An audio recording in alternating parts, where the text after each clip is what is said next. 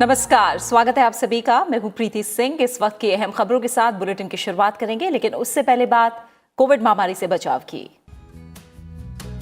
Corona महामारी के खिलाफ पूरा देश एकजुट होकर लड़ रहा है।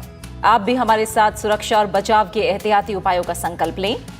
अपना मास्क अच्छी तरह से पहनें, 2 गज की दूरी का पालन करें, सुरक्षित दूरी बनाए रखें, साथ ही हाथों को बार बार धोएं।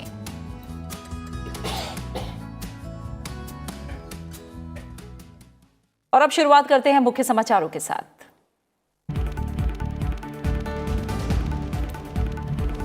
ब्रांड इंडिया पर दुनिया के भरोसे का फायदा उठाएं फार्मा क्षेत्र। PLI स्कीम पर वेबिनार में प्रधानमंत्री का संबोधन। विनिर्माण बढ़ाने के लिए गुणवत्ता पर दिया जोर। कहा 13 क्षेत्रों में PLI योजना सरकार की प्रतिबद्धता। 5 साल में $520 बिलियन के उत्पादन को मिलेगा बढ़ावा।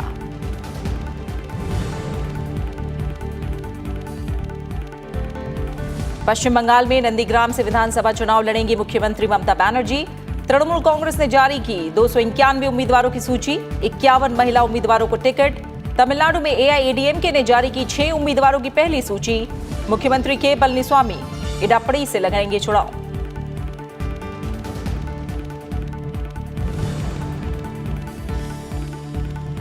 असम विधानसभा चुनाव के लिए बीजेपी ने किया 70 उम्मीदवारों का ऐलान। माजुली विधानसभा क्षेत्र से लड़ेंगे मुख्यमंत्री सर्बानंद सोनोवाल। हेमंत बिस्वा शर्मा को जालुकबारी से दिया गया टिकट। एनडीए के सहयोगी असम गण परिषद को 26 और UPPL को 8 सीटें।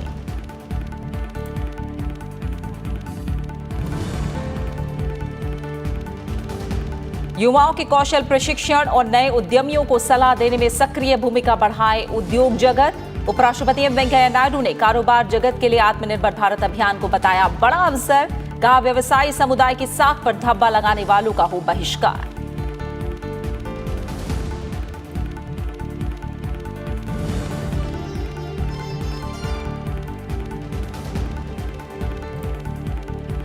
ऊर्जा और पर्यावरण संरक्षण के लिए प्रधानमंत्री नरेंद्र मोदी को वैश्विक सम्मान।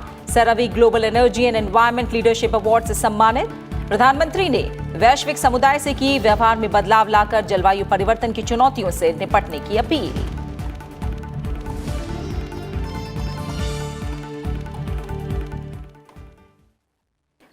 प्रधानमंत्री नरेंद्र मोदी को आज प्रतिष्ठित CERAWeek global energy and environment leadership पुरस्कार से सम्मानित किया गया।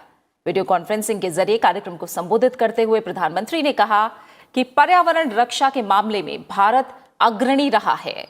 उन्होंने कहा कि महात्मा गांधी हमारे सबसे बड़े पर्यावरण प्रेमी थे। सम्मान को देश के लोगों के लिए समर्पित करते हुए प्रधानमंत्री ने कहा कि भारत में स्वच्छ ईंधन के उपयोग का अनुपात लगातार बढ़ रहा है। It is with great humility that I accept the CERAWeek Global Energy and Environment Leadership Award. I dedicate this award to the people of our great motherland India. I dedicate this award to the glorious tradition of our land that has shown the way when it comes to caring for the environment. प्रधानमंत्री ने कहा कि जलवायु परिवर्तन और आपदाएं आपस में जुड़ी हुई हैं। उन्होंने कहा कि जलवायु परिवर्तन से लड़ने का सबसे बेहतर तरीका है व्यवहार में बदलाव। व्यवहार में बदलाव लाकर हम दुनिया को बदल सकते हैं। प्रधानमंत्री ने कहा कि भारत में बड़े पैमाने पर LED बल्बों का इस्तेमाल हो रहा है। आज भारत में LPG का इस्तेमाल 99.5% तक बढ़ गया है। प्रधानमंत्री ने भरोसा जताया कि भारत पेरिस समझौते के लक्ष्यों को 2030 से पहले ही हासिल कर लेगा। There is something beyond the world of policies, laws, rules and orders. The most powerful way to fight climate change is behavioral change. India's vision for environmental transitions includes working with like-minded countries. The initial success of the International Solar Alliance has demonstrated how serious India is when it comes to making efforts for a better planet. We will keep making such efforts in the future. Bharat और Sweden ने नवाचार, प्रौद्योगिकी, निवेश, startup और अनुसंधान के क्षेत्र में अपने संबंधों को और मजबूत बनाने पर जोर दिया है। स्वीडन के प्रधानमंत्री स्टीफन लोफवेन के साथ वर्चुअल शिखर बैठक में प्रधानमंत्री नरेंद्र मोदी ने दोनों देशों के बीच आपसी सहयोग बढ़ाने पर जोर दिया। अंतर्राष्ट्रीय सोलर अलायंस में शामिल होने के लिए स्वीडन का स्वागत किया। उन्होंने जलवायु परिवर्तन को लेकर भारत की प्रतिबद्धता दोहराई। प्रधानमंत्री ने कोविड महामारी के दौर में भारत की ओर से कई देशों को दवाई और वैक्सीन की मदद का भी जिक्र किया। प्रधानमंत्री नरेंद्र मोदी और स्वीडन के प्रधानमंत्री स्टीफन लोफवेन के बीच आज हुई वर्चुअल शिखर वार्ता में द्विपक्षीय संबंधों पर विस्तार से चर्चा हुई। प्रधानमंत्री नरेंद्र मोदी ने कहा कि भारत और स्वीडन की साझेदारी कई क्षेत्रों में महत्वपूर्ण भूमिका निभा सकती है। उन्होंने कहा कि दोनों देश नवाचार, प्रौद्योगिकी, निवेश, स्टार्टअप और अनुसंधान क्षेत्र में संबंधों को आगे बढ़ा सकते हैं। हम इनोवेशन, टेक्नोलॉजी, इन्वेस्टमेंट, स्टार्टअप्स और रिसर्च के क्षेत्र में आपसी सहयोग को और गहरा कर सकते हैं। Smart cities, water treatment, waste management, circular economy, smart grids, e mobility, digital transformation इत्यादि अनेक क्षेत्रों में भी आपसी सहयोग बढ़ाने का अच्छा पोटेंशियल है। प्रधानमंत्री ने कहा कि जब दुनिया महामारी से लड़ रही थी तो भारत ने 150 से अधिक देशों को दवाइयां और अन्य जरूरी चीजें भेजी थीं। भारत ने अब तक करीब 50 देशों को मेड इन इंडिया वैक्सीन उपलब्ध कराई है और आने वाले दिनों में और भी अनेक देशों को वैक्सीन की सप्लाई करने के लिए हम प्रतिबद्ध हैं। ऑनलाइन ट्रेनिंग प्रोग्राम्स के द्वारा एशिया, साउथ ईस्ट एशिया और अफ्रीका के फ्रंटलाइन हेल्थ वर्कर्स और पॉलिसी मेकर्स के साथ अपने अनुभव साझा किए। हमने अब तक लगभग 50 देशों को मेड इन इंडिया वैक्सीन भी उपलब्ध कराई है और आने वाले दिनों में और भी अनेक देशों को वैक्सीन की सप्लाई करने के लिए हम प्रतिबद्ध हैं। Exchanging experience addressing this pandemic, exploring ways to cooperate for the benefit of our countries and the world. Innovation and green recovery will be pivotal in rebuilding our societies, and this should serve as the cornerstone of our partnership looking ahead now. प्रधानमंत्री ने कहा कि भारत की संस्कृति ने हमेशा प्रकृति के साथ सद्भाव में रहने पर जोर दिया है और पेरिस समझौते के तहत की गई अपनी प्रतिबद्धताओं पर आगे बढ़ रहे हैं। हम पेरिस एग्रीमेंट में किए गए अपने कमिटमेंट पर दृढ़ता से आगे बढ़ रहे हैं। हम इन टारगेट्स को न सिर्फ अचीव करेंगे बल्कि उन्हें एक्सीड करेंगे। G20 देशों में शायद भारत ही अपने कमिटमेंट्स पर अच्छी प्रोग्रेस कर पाया है। स्वीडन की लगभग 250 कंपनियां भारत में काम कर रही हैं।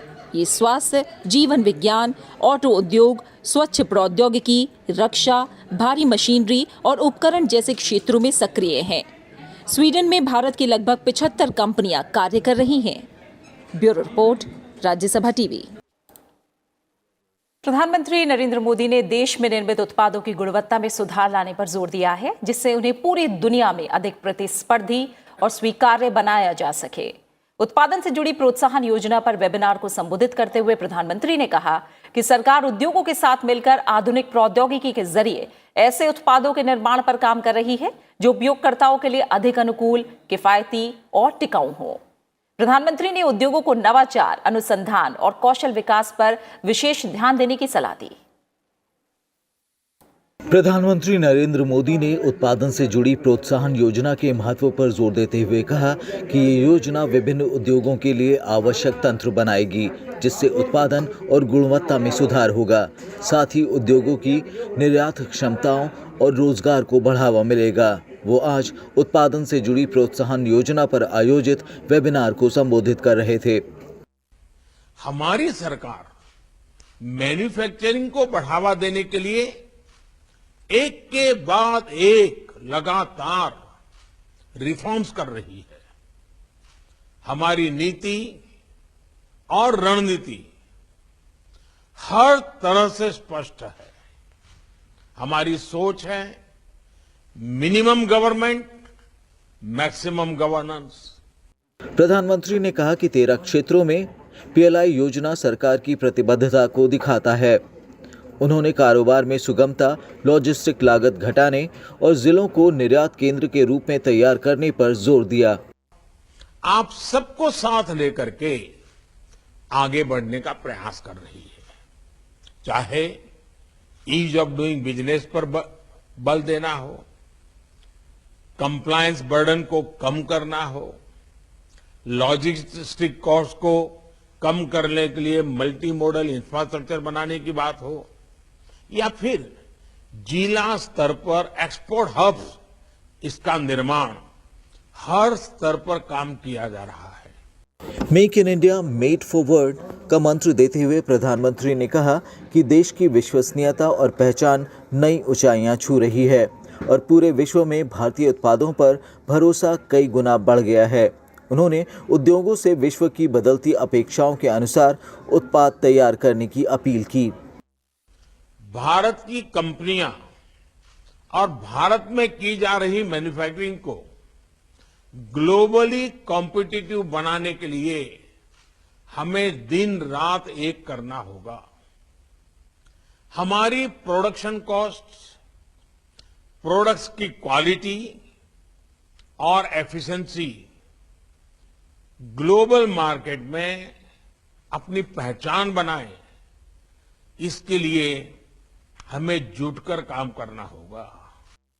प्रधानमंत्री ने कहा कि पीएलआई योजना के लिए बजट में 2 लाख करोड़ रुपए से अधिक का प्रावधान किया गया है और इससे अगले 5 सालों में 520 अरब डॉलर मूल्य के उत्पादों का निर्माण होने की उम्मीद है।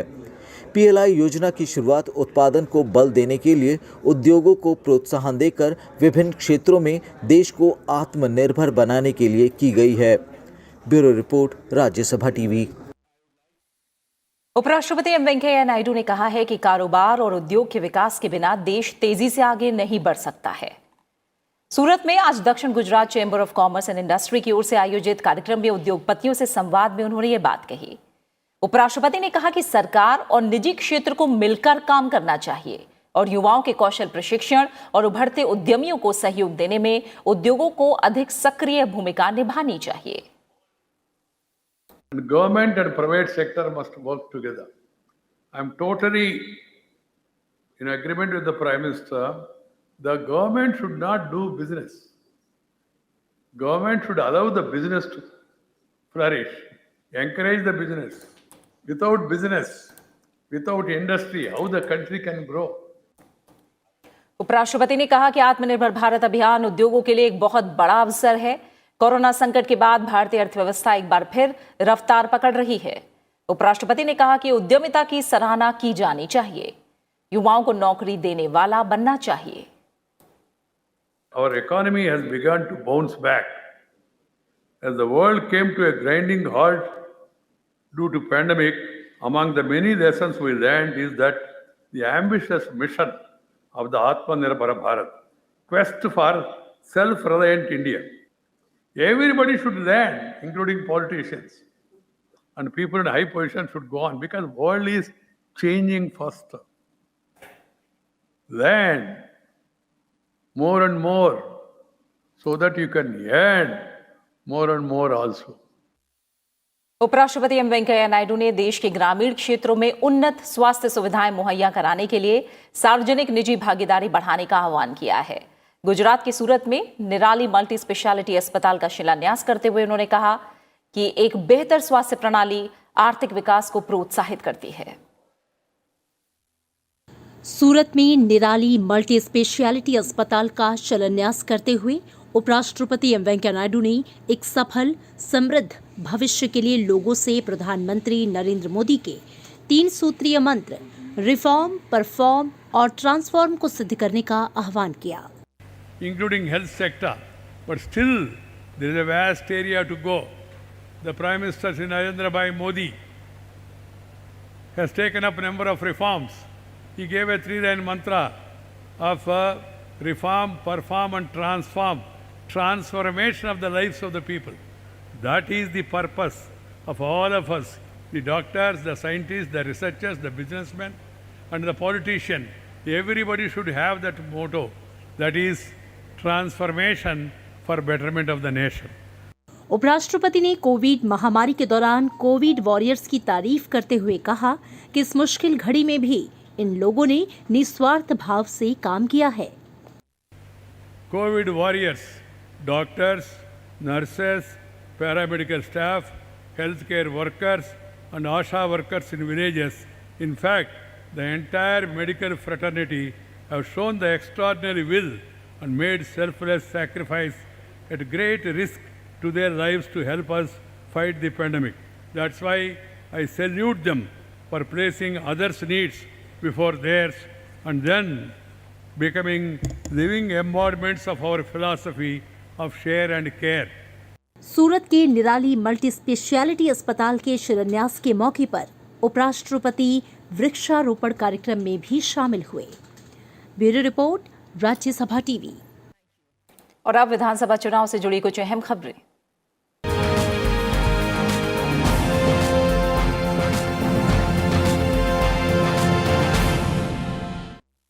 पश्चिम बंगाल और असम विधानसभा चुनाव के दूसरे चरण के लिए भी आज अधिसूचना जारी हो गई। इसी के साथ दोनों राज्यों में दूसरे चरण के लिए नामांकन पत्र दाखिल करने का काम शुरू हो गया है। दूसरे चरण में पश्चिम बंगाल की 30 विधानसभा सीटों के लिए 1 अप्रैल को वोट डाले जाएंगे। दूसरे चरण की विधानसभा सीटों के लिए 12 मार्च तक नामांकन दाखिल किए जाएंगे और 15 मार्च को नामांकन पत्रों की जांच होगी। 17 मार्च तक नाम वापस लिए जा सकते हैं। पश्चिम बंगाल में पहले चरण के तहत 27 मार्च को 30 सीटों पर वोटिंग होगी। असम विधानसभा चुनाव के दूसरे चरण में 39 सीटों के लिए भी 1 अप्रैल को ही वोट डाले जाएंगे। यहां भी दूसरे चरण की विधानसभा सीटों के लिए 12 मार्च तक नामांकन दाखिल किए जा सकेंगे और 15 मार्च को नामांकन पत्रों की जांच होगी। 17 मार्च तक नाम वापस लिए जा सकते हैं। असम में पहले चरण के तहत 27 मार्च को 47 सीटों पर वोटिंग होगी।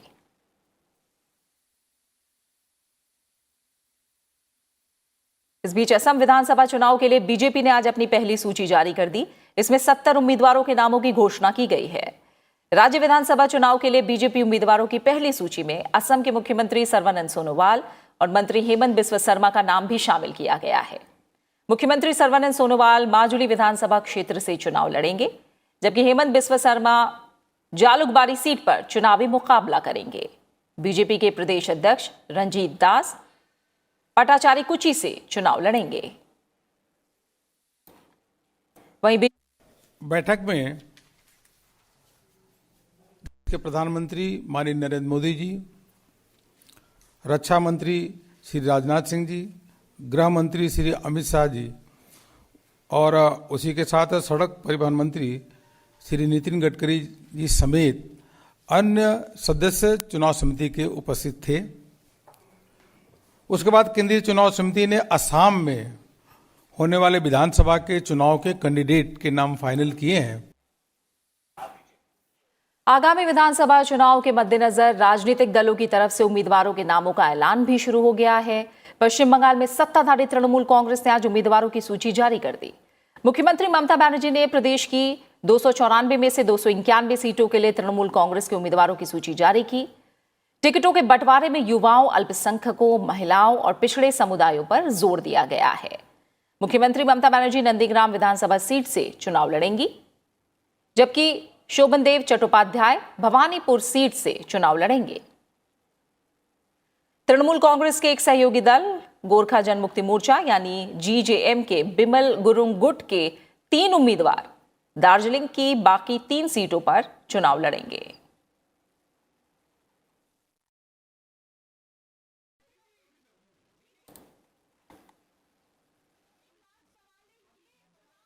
मुख्यमंत्री ममता बनर्जी ने कहा है कि इस बार टीएमसी ने युवाओं और महिलाओं उम्मीदवारों पर अधिक जोर दिया है। इसके अलावा 20 से अधिक मौजूदा विधायकों को इस बार चुनाव मैदान में नहीं उतारा गया है। तृणमूल कांग्रेस की सूची में 51 महिलाओं के नाम हैं। इस दौरान ममता बनर्जी ने पश्चिम बंगाल में लगातार तीसरी बार सत्ता में लौटने का भरोसा जताया।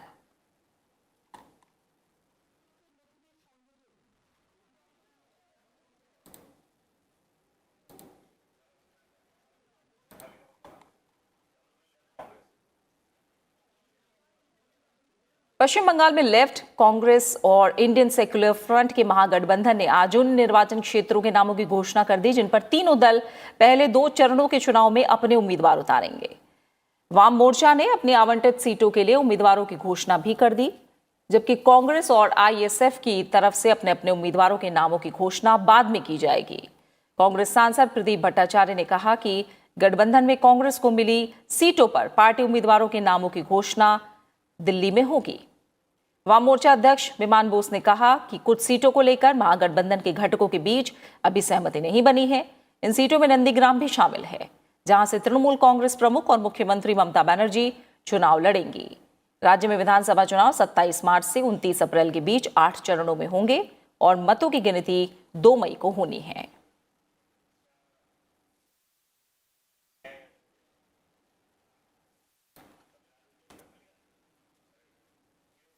तमिलनाडु में होने वाले विधानसभा चुनाव के लिए सत्तारूढ़ एआईएडीएमके ने 6 उम्मीदवारों की पहली सूची जारी की। मुख्यमंत्री के पलनीस्वामी अपने गृह जिले सेलम से इडापड़ी निर्वाचन क्षेत्र से चुनाव लड़ेंगे, जबकि उप मुख्यमंत्री ओ पनीरसेल्वम थेणी जिले में बोडीनायकन्नूर से चुनाव मैदान में उतरेंगे।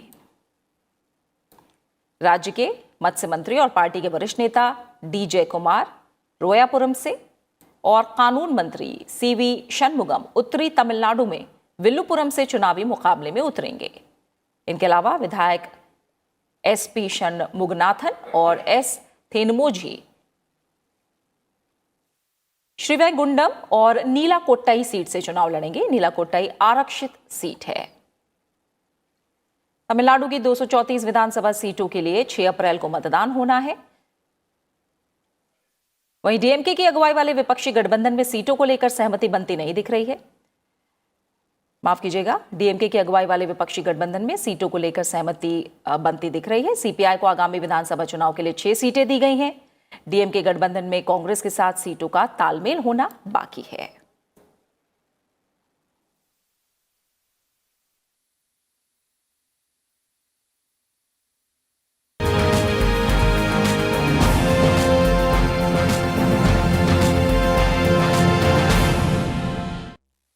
देश में अभी तक 1,80,00,000 से ज्यादा लोगों को कोविड-19 टीके की खुराकें दी जा चुकी हैं। गुरुवार को करीब 14 लाख लोगों को टीके लगाए गए। स्वास्थ्य मंत्रालय के मुताबिक 60 साल से अधिक उम्र के करीब 16,16,000 से अधिक लाभार्थियों को टीका लगाया जा चुका है। वहीं 68,53,000 से ज्यादा हेल्थ वर्कर्स को पहली खुराक और 31,41,000 से ज्यादा हेल्थ केयर वर्कर्स को दूसरी खुराक दी जा चुकी है। साथ ही 60,90,000 से ज्यादा फ्रंटलाइन वर्कर्स को पहली खुराक और 67,000 से ज्यादा फ्रंटलाइन वर्कर्स को दूसरी खुराक दी जा चुकी है।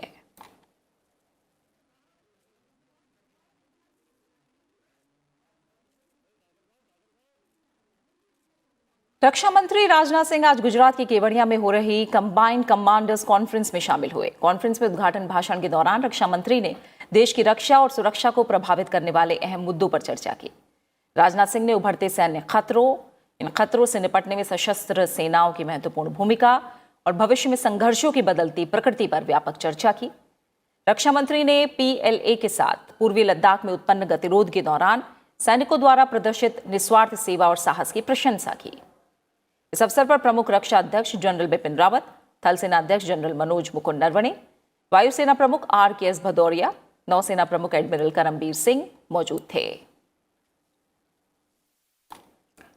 रक्षा विभाग, रक्षा उत्पादन विभाग, अनुसंधान और विकास विभाग के सचिवों और रक्षा सेवाओं के वित्तीय सलाहकारों ने भी विभिन्न विषयों पर विचार व्यक्त किए। तीनों सेनाओं के सैनिकों और युवा अधिकारियों की ओर से इस संबंध में बेहद उपयोगी सुझाव सामने आए। प्रधानमंत्री नरेंद्र मोदी कल इस सम्मेलन के समापन समारोह की अध्यक्षता करेंगे। इस अवसर पर राष्ट्रीय सुरक्षा सलाहकार अजीत डोभाल भी उपस्थित रहेंगे। शीर्ष सैन्य अधिकारियों का 3 दिवसीय संयुक्त सैन्य सम्मेलन कल शुरू हुआ था।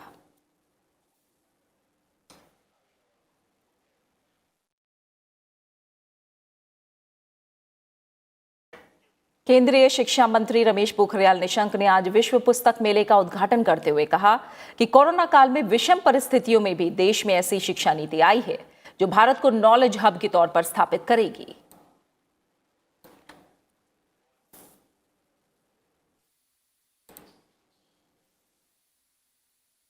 दुनिया में कोविड काल में आई, भारत की विश्व के सबसे बड़े रिफॉर्म के रूप में आई व्यापक परिवर्तनों के साथ NEP 2020 को भी याद किया जाएगा कि ऐसे विषम परिस्थितियों में भी भारत एक ऐसी नई शिक्षा नीति को लेकर आया है जो पूरी दुनिया को, भारत को एक न केवल नॉलेज के हब के रूप में करेगा, बल्कि जो एक अच्छा मानव के साथ एक महामानव भी बनाएगा। और इसी के साथ फिलहाल इस बुलेटिन में इतना ही। आगे देखिए हमारा खास कार्यक्रम देश देशांतर। नमस्कार। देखिए देश देशांतर रात 8:30 पर सिर्फ राज्यसभा टेलीविजन पर।